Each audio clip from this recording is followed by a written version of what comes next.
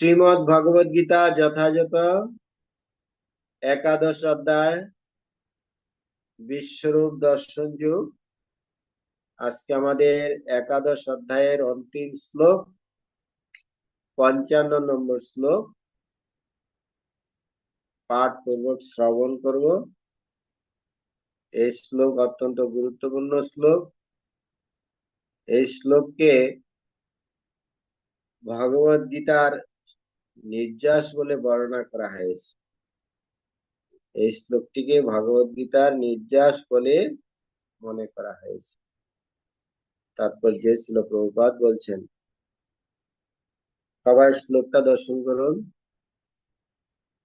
মৎ কর্ম কৃত মৎ পরম মদ ভক্ত সঙ্গ বর্জিত নির্বৈর সর্বভূতেষু যশমামিতি পাণ্ডব।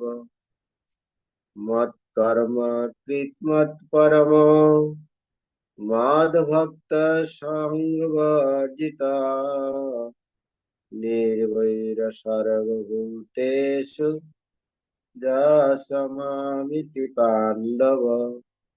মৎ কর্ম কৃত মৎ পরম মদ ভক্ত সঙ্গ বর্জিত নির্বৈর সর্বভূতেষু যশমামিতি পাণ্ডব। মৎ কর্ম কৃত, আমার কর্মে যুক্ত। মৎ পরম, আমাকে পরমেশ্বর জ্ঞান করেন। মৎ ভক্ত, আমাতে ভক্তি যুক্ত। সঙ্গ বর্জিত, জড় বিষয়ে আসক্তি রহিত। নির্বৈর, শত্রু ভাব রহিত। সর্বভূতেষু, সর্বজীবের প্রতি। য, যিনি। স, তিনি। মাম, আমাকে। ইতি, লাভ করেন। পাণ্ডব, এ পাণ্ডু পুত্র। শ্রীল প্রভুপাদ কৃত প্রাঞ্জল অনুবাদ এবং তাৎপর্য। জগৎগুরু শ্রীল প্রভুপাদ কি জয়। হে পাণ্ডব, যিনি ভক্তিযুক্ত হয়ে আমার সেবা করেন, আমার প্রতি নিষ্ঠা পরায়ণ, আমার ভক্ত, জড় বিষয়ে আসক্তি রহিত এবং সমস্ত প্রাণীর প্রতি শত্রু ভাব রহিত, তিনি অবশ্যই আমাকে লাভ করেন। তাৎপর্য: কেউ যদি চিৎ জগতের কৃষ্ণলোকে গিয়ে সমস্ত ঈশ্বরের পরমেশ্বর শ্রীকৃষ্ণের সঙ্গে অন্তরঙ্গ ভাবে যুক্ত হতে চান, তাহলে তাকে এই বিধি অনুশীলন করতেই হবে, যা পরমেশ্বর ভগবান নিজেই বলে দিয়েছেন। তাই এই শ্লোকটিকে ভগবদ গীতার নির্যাস বলে মনে করা হয়। ভগবদ গীতা এমনই একটি শাস্ত্র গ্রন্থ যা বদ্ধজীবদের সঠিক পথে পরিচালিত করে। এই সমস্ত বদ্ধজীবেরা পারমার্থিক জীবনের যথার্থ লক্ষ্য সম্বন্ধে বিস্মৃত হয়ে প্রকৃতির উপরে প্রভুত্ব করবার উদ্দেশ্যে জড়জগতে নিরন্তর সংগ্রাম করে চলেছে। ভগবদ গীতার উদ্দেশ্য হচ্ছে কিভাবে আমরা দিব্য জীবন লাভ করতে পারি এবং ভগবানের সঙ্গে আমাদের নিত্য সম্বন্ধ হৃদয়ঙ্গম করতে পারি তা প্রদর্শন করা, এবং কিভাবে আমরা ভগবানের নিত্যধামে তার কাছে ফিরে যেতে পারি সেই সম্বন্ধে শিক্ষা দেওয়া। এখানে এই শ্লোকে স্পষ্টভাবে সেই পদ্ধতির ব্যাখ্যা করা হয়েছে, যার দ্বারা আমরা পারমার্থিক ক্রিয়াকলাপ তথা ভক্তি যুগে সাফল্য লাভ করতে পারি। আমাদের সমস্ত শক্তি সর্বতোভাবে কৃষ্ণ ভাবনাময় কার্যকলাপে নিয়োজিত করা উচিত। ভক্তিরসামিত সিন্ধুতে 1:2 255 বলা হয়েছে, অনাসক্তস্য বিষয়ান যথারহমুপঞ্জত নির্বন্ধ কৃষ্ণ সম্বন্ধে যুক্ত বৈরাগ্যমুচ্যতে। শ্রীকৃষ্ণের সম্বন্ধ যুক্ত ছাড়া অন্য কোন রকম কাজই করা উচিত নয়। তার সম্বন্ধ যুক্ত কাজকে বলা হয় কৃষ্ণ কর্ম। আমরা নানা রকমের কাজকর্মে লিপ্ত হতে পারি, কিন্তু তার ফল ভোগ করার প্রতি আমাদের আসক্ত হওয়া উচিত নয়। আমাদের সমস্ত কর্মের ফল তাকেই অর্পণ করা উচিত। যেমন কেউ ব্যবসায়ে লিপ্ত থাকতে পারেন, কিন্তু তার সেই কার্যকলাপ কৃষ্ণ ভাবনামিতে রূপান্তরিত করতে হলে তাকে শ্রীকৃষ্ণের জন্য ব্যবসা করতে হবে। শ্রীকৃষ্ণ যদি সেই ব্যবসার মালিক হন, তাহলে সেই ব্যবসার সমস্ত লাভের ভোক্তা হচ্ছেন শ্রীকৃষ্ণ। কোনো ব্যবসায়ীর যদি লক্ষ লক্ষ টাকা থাকে এবং তিনি যদি তা শ্রীকৃষ্ণকে দান করতে চান, তাহলে তিনি তা করতে পারেন। এটি শ্রীকৃষ্ণের জন্য কর্ম।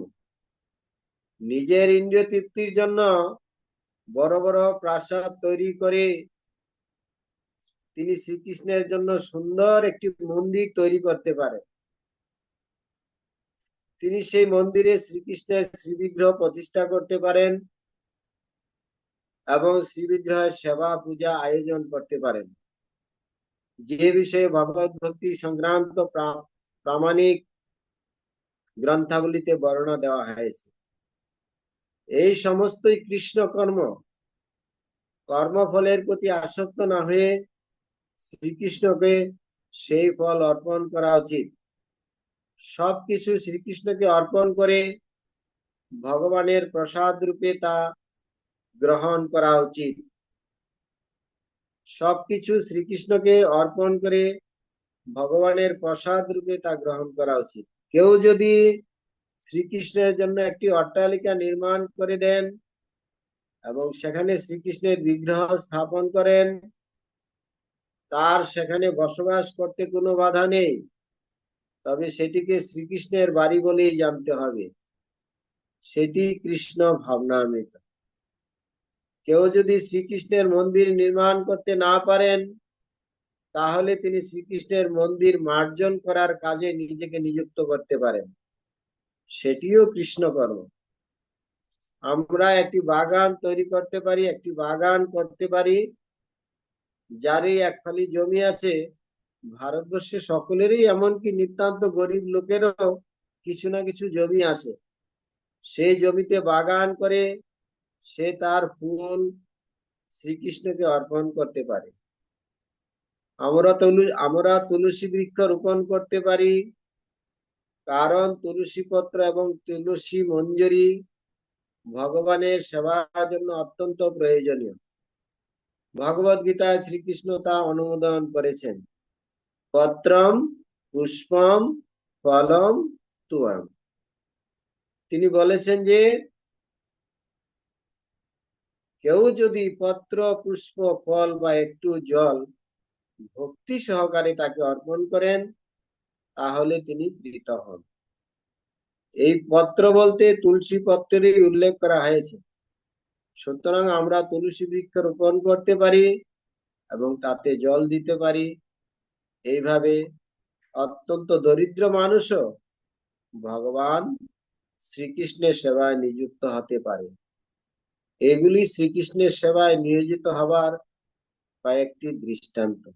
আজকে আমরা এই অবধি পাঠ করব। তো এই শ্লোকের এই অংশে আমরা জানতে পারলাম যে মত কর্ম কৃত, এই যে শ্লোকের প্রথম শব্দটা মত কর্ম কৃত, আমার কর্মে যুক্ত হও। কর্ম আমাদেরকে করতেই হবে। কর্ম না করে কেউ তার জীবন পরিচালিত করতে পারেন না। কর্ম আমাদেরকে করতে হবে, কিন্তু ভগবান বলছেন সেই কর্ম মৎ কর্মকৃত, সেই কর্ম যাতে আমার উদ্দেশ্যে, আমার প্রীতি বিধানার্থে সেই কর্ম সম্পাদিত। ভগবদ গীতার 3য় অধ্যায়ে ভগবান বলছেন যজ্ঞার্থাৎ কর্ম নান্যত্র লোকয় কর্ম বন্ধন। আমরা কর্ম করব, কিন্তু যজ্ঞার্থাৎ কর্ম, যজ্ঞ বিষ্ণু, বিষ্ণুর প্রীতিবিধানের জন্য আমাদেরকে কর্ম করতে হবে। তা না হলে সেই কর্ম আমাদের জড়জগতের বন্ধনের কারণ। যেই কোনো কর্ম, এখানে ভক্তি রসামৃত সিন্ধু থেকে একটা শ্লোক বলা হয়েছে, অনাসক্তস্য বিষয়ান যথার অর্হুম উপঞ্জততে নির্বন্ধ কৃষ্ণ সম্বন্ধে যুক্ত বৈরাগ্য। কর্ম আমাদেরকে করতে হবে কৃষ্ণ সম্বন্ধে। সমস্ত কর্ম যাতে কৃষ্ণের সাথে সম্পর্কিত থাকে। কিভাবে সমস্ত কর্ম কৃষ্ণের সাথে সম্পর্কিত থাকে, এই বিষয়ে প্রভুপাদ এই তাৎপর্যে অনেকগুলা বিষয় বর্ণনা করেছে। শাস্ত্রে বলা হয়েছে ভগবদ গীতার 2য় অধ্যায়ে যে কর্মণ্য অধিকারস্তে মা ফলেষু কদাচন। আমাদের কর্ম করার অধিকার আছে, কিন্তু সেই কর্মের ফল আমাদেরকে ভগবানকে নিবেদন করতে হবে। কেন কর্মের ফল ভগবানকে নিবেদন করতে হবে? নাহলে সেই কর্মের ফল আমাদেরকে এই জগতের কর্মফল ভোগ করতে হবে। এই কর্মের ফল আমাদেরকে ভগবানকে অর্পণ করতে হবে। কর্মের অধিকার আমাদের আছে, কিন্তু ফলের আকাঙ্ক্ষা ব্যতি রেখে আমাদেরকে কর্ম করতে হবে। এই জন্য ভগবান শ্রীকৃষ্ণ অর্জুনকে বলেছিলেন, হে অর্জুন, তুমি যুদ্ধ করো, কিন্তু এই যুদ্ধের যে ফলাফল সেটা তুমি আমাকে অর্পণ করো। ধর্মক্ষেত্রে, কুরুক্ষেত্রে এই যে যুদ্ধ আয়োজিত হয়েছে, সেই কুরুক্ষেত্রের কর্মের যে ফল, যুদ্ধের যে ফল, সেটা আমার দ্বারা আয়োজিত হয়েছে, সেটা আমাকে তুমি অর্পণ করো। তার ভালো মন্দ বিচার ব্যতি রেখে তুমি যুদ্ধের জন্য যুদ্ধ করো, এবং আমার নির্দেশ মতো তুমি তোমার ক্ষত্রিয় ধর্ম পালন করো। এই জন্য আমরা যে যেখানে আসি, আমরা 4টা বর্ণ এবং আশ্রমের অন্তর্গত আছি। চাতুর্বর্ণ ময়া সৃষ্টম গুণ কর্মাণু বিভাগ। কেউ ব্রাহ্মণ হন, কেউ ক্ষত্রিয় হন, কেউ বৈশ্য হন, কেউ শূদ্র হন। প্রত্যেকটি বর্ণের উদ্দেশ্য হচ্ছে তার কর্মের ফলকে ভগবানকে অর্পণ করা, নালে সেই কর্ম আমাদেরকে বন্ধনের কারণ হবে। এখানে খুব সুন্দর উদাহরণ দিয়েছে যে কারো যদি একটি সুন্দর বাড়ি থাকে, তাহলে সেই বাড়িতে আপনি একটি ভগবানের জন্য সুন্দর মন্দির তৈরি করুন, সেখানে ভগবানকে স্থাপন করুন, ভগবানকে সেবা পূজা করুন, আর ভগবানকে কেন্দ্র করে আপনি এই গৃহে জীবনযাপন করুন। আপনার যদি অনেক অর্থ থাকে, আপনি তার ভগবানের সেবায় যুক্ত করতে পারেন। আপনার যদি কিছু জমি থাকে, সেখানে আপনি ভগবানের জন্য কিছু ফুল, এখানে তুলসী বৃক্ষের কথা বলা হয়েছে, এইভাবে আপনি সমস্ত কিছুকে আমরা ভগবানের সেবায় যুক্ত করতে পারি।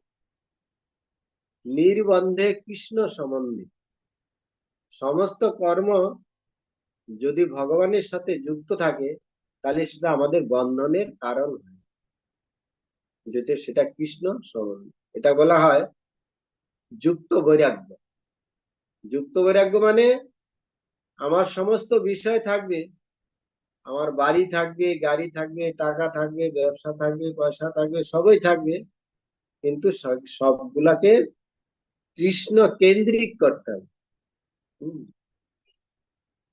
এবং আমার যে মানস দেহ গেহ যো কিছু বোধ, ভগবান আমাদের যে দেহ দিয়েছে, এটা কৃষ্ণের জন্য, কৃষ্ণের সেবা করার জন্য এই দেহ দিয়েছে। এই মন কৃষ্ণের, দেহ কৃষ্ণের, এই গৃহ কৃষ্ণের। আমি যা কিছু করব সবকিছুই কৃষ্ণের উদ্দেশ্যে আমাদেরকে কর্ম করতে হবে। এই জন্য বলা হচ্ছে, গোস্বামীরা বলছেন যে কৃষ্ণার্থে অখিল চেষ্টা, কৃষ্ণের প্রীতিবিধানের জন্যই আমাদের জীবনের একমাত্র উদ্দেশ্য বা চেষ্টা। যদি কৃষ্ণের উদ্দেশ্য বেঁধে রেখে আমরা কর্ম করব, তাহলে সেই কর্ম আমাদের বন্ধনের কারণ হবে। এবং ভগবান আমাদেরকে যে দুর্লভ মনুষ্য জীবন দিয়েছেন, এই দুর্লভ মনুষ্য জীবনের উদ্দেশ্য হচ্ছে ভগবানকে জানার জন্য, অথাতু ব্রহ্ম জিজ্ঞাসা। মানব জীবনে একমাত্র আমরা জিজ্ঞাসা করতে পারি যে কেন আমরা এই মনুষ্য দেহ লাভ করেছি, আমাদের এই দেহের কি করণীয়। এটাকে বলা হয় অথাতু ব্রহ্ম জিজ্ঞাসা। আমি কে, ভগবানকে, ভগবানের সাথে আমাদের কি সম্পর্ক, সেই সম্পর্ক জেনে আমাদের কি করণীয়, এটা হচ্ছে আমাদের মনুষ্য জীবনের বিশেষ করে উদ্দেশ্য। বলছে ঋষিকেশ, ঋষি কেন ঋষিকেশ সেবনম ভক্তির উচ্চত। এই শ্লোকটাতে বিশেষ করে ভক্তিকে প্রাধান্য দেওয়া হয়েছে। এই ভক্তি আমাদেরকে কিভাবে করতে হবে, যে আমাদের ইন্দ্রিয় দিয়ে, আমাদের যে ভগবান ইন্দ্রিয় গুলা দিয়েছেন, ইন্দ্রিয় দিয়ে ইন্দ্রিয়ের যে অধীশ্বর ঋষিকেশ, তার সেবায় যুক্ত করতে হবে। কেউ যদি মন্দির নির্মাণ করতে না পারেন, বলছে আমরা হাত দিয়ে মন্দির মার্জন করতে পারি। এইভাবে আমাদের সমস্ত ইন্দ্রিয়কে ভগবানের সেবায় যুক্ত করতে হবে। এই জন্য এই ভগবত সেবা করার জন্য আমাদের কি প্রয়োজন, সেই ভগবত সেবা করার জন্য, ভগবানের জন্য কর্ম করার জন্য আমাদের উৎসাহাত নিশ্চয়াত ধৈর্যাত তত্তৎ কর্ম প্রবর্তন। আমাদেরকে ভগবানের সেবা করার জন্য উৎসাহ বৃদ্ধি করতে হবে। ভগবত সেবায় যদি আমাদের উৎসাহ না থাকে, তখন আমরা ভগবত ভক্তিতে উন্নতি করতে পারবো। উৎসাহ থাকতে হবে। যেমন আমরা চেষ্টা করছি মঙ্গলা আরতিতে ঘুম থেকে ওঠা, খুব ভোরে ঘুম থেকে ওঠা। এই সামনে শীত আসছে, শীতকালেও আমাদেরকে ভোরেই উঠতে হবে, মঙ্গল আরতি করতে হবে।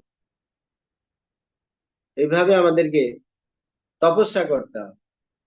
তপস্যা কেন করতে হবে, কৃষ্ণের প্রীতিবিধানের জন্য।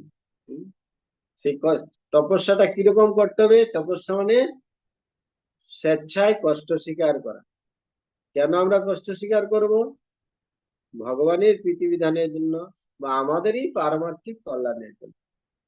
আমরা যা কিছু করছি, ভগবানের সেবা করছি, ভগবানের পূজা করছি, যা কিছু করছি, এটা আমাদের কল্যাণের জন্যই আমরা করছি। তাহলে তার জন্য আমরা যদি ভগবানের সেবা নাও করি, কিছু না কিছু আমাদেরকে এই জগতে বিভিন্ন রকম তপস্যা আমাদেরকে করতে হবে। এই জগতের মানুষ, তারা কঠোর সংগ্রাম করে চলছে একটু বেঁচে থাকার জন্য। সবাই একটু বেঁচে থাকার জন্য, একটু ভালো থাকার জন্য, একটু ভালো খাওয়ার জন্য, একটা সুন্দর বাড়ির জন্য সবাই কঠোর সংগ্রাম করছে। সংগ্রাম তাকে করতে হবে। এই আহার নিদ্রা ভয় মৈথুনের জন্য 84 লক্ষ জনিতে সমস্ত জীবকেই তার জীবন নির্বাহের জন্য কঠোর সংগ্রাম করতে হবে। কিন্তু সেই সংগ্রাম করতে হবে আমাদের কৃষ্ণার্থে অখিল চেষ্টা। ভগবান সে আমাদের সংগ্রাম যাতে কৃষ্ণের সন্তুষ্টি বিধান রেখে আমাদেরকে কার্য করতে হবে। এইভাবে ভগবানের সেবায় আমাদেরকে সম্পূর্ণভাবে নিয়োজিত হতে হবে। আর এই ভগবত সেবা করতে গেলে আমাদেরকে আরেকটি জিনিস প্রয়োজন আছে, যেমন শ্রদ্ধা। প্রতিটি কার্যের প্রতি আমাদের একটা শ্রদ্ধার প্রয়োজন আছে। শ্রদ্ধা শব্দে বিশ্বাস কহে সুদৃঢ় নিশ্চয়, কৃষ্ণ ভক্তি করিলে সর্বকর্ম কৃত। আমরা কৃষ্ণের প্রতি কেন ভগবত সেবা সম্পাদন করব? যে কৃষ্ণের সেবা করলে আমাদের সমস্ত কার্য সম্পাদন হবে। আমরা বিভিন্ন রকম উপায় উদ্ভাবন করতে পারি, হ্যাঁ, মুক্তি লাভ করার জন্য, কিন্তু আমাদের যথার্থ মুক্তি লাভ করতে গেলে ভগবত ভক্তি সম্পাদন করতে হয় এবং ভগবানের সেবায় আমাদের পূর্ণ জীবনকে যুক্ত করতে হয়। এই জন্য আমাদের শ্রদ্ধা শব্দে বিশ্বাস কহে সুদৃঢ় নিশ্চয়, কৃষ্ণ ভক্তি কইলে সর্বকর্ম কৃত হয়। আমাদের কর্মের তখনই সার্থকতা হবে যখন সেই কর্ম আমরা ভগবানের প্রীতি বিধানার্থে সম্পাদন করব, তবে আমাদের এই কর্মের সার্থকতা লাভ। এখানে শাস্ত্রে বলা হয়েছে ভাগবতে, বাসুদেবে ভগবতী ভক্তি যোগ হয়ে যেত। ভগবত ভক্তি কার প্রতি করতে হবে? বাসুদেবে। বাসুদেব মানে বসুদেব, বসুদেব পুত্র যে শ্রীকৃষ্ণ, কৃষ্ণের উদ্দেশ্যে বাসুদেবে ভগবতী ভক্তি যোগ। এই ভক্তি যোগ পরমেশ্বর ভগবান শ্রীকৃষ্ণের প্রতি আমাদেরকে সম্পাদন করতে হবে। এইভাবে আমাদের সমস্ত কর্মকে ভগবানের প্রীতি বিধানার্থে সম্পাদন করতে হবে। এই জন্য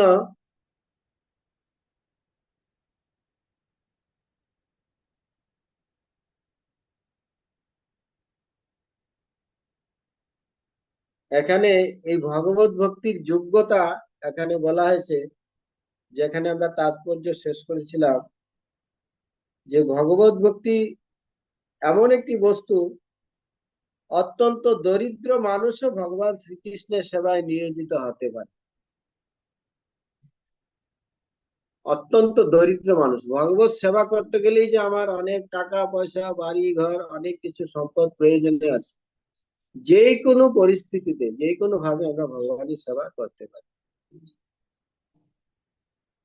এবং আমাদের যে কিছু নাও থাকে তবু আমরা আমাদের কায় মন বাক্যে আমরা ভগবানের সেবা সম্পাদন করতে পারি।